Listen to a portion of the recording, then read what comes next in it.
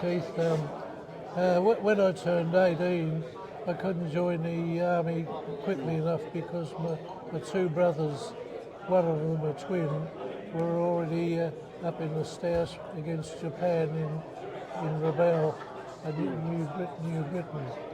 So I spent a couple of years as a signaller for the land headquarters.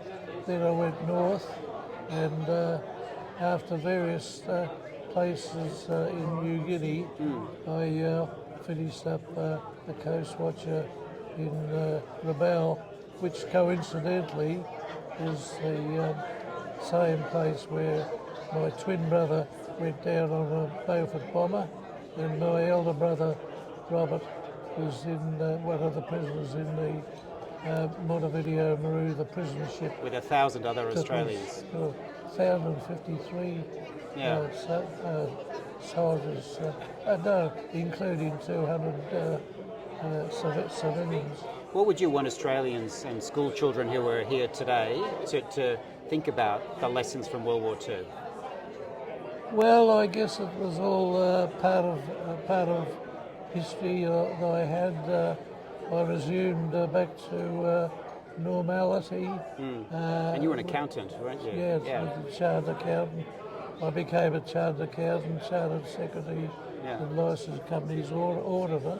Yep. And then after that, I was with Jennings the builder, but I joined up and became executive director of the mining group. Wow. And after that, I did 20 years of business counselling. And how old are you Most now? of the time, I was sacking the chief executive officers. Oh, that's it.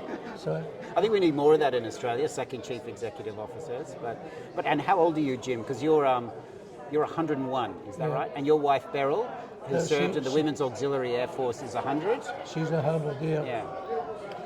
She's trying to catch up with me, but she's 9 months behind. Yeah. Can I just say what a great pleasure it is to meet you and to thank you for your service, because what you did in the Coast Watchers was the first units that built upon what we call Special Forces today, and it was clearly Special Forces and risky activity. And we wear the same beret. And I just want to say it's a great honour to have you here at this service. I'm glad you mentioned that, because if you take away the people in between, the Coast Watchers were the first ones that turned the Japanese back after the Japanese had come down to Philippines, New Guinea, China, and Singapore. And but the two Coast Watchers nominated the fleet of the Japanese going down to Moresby, which they would have easily done.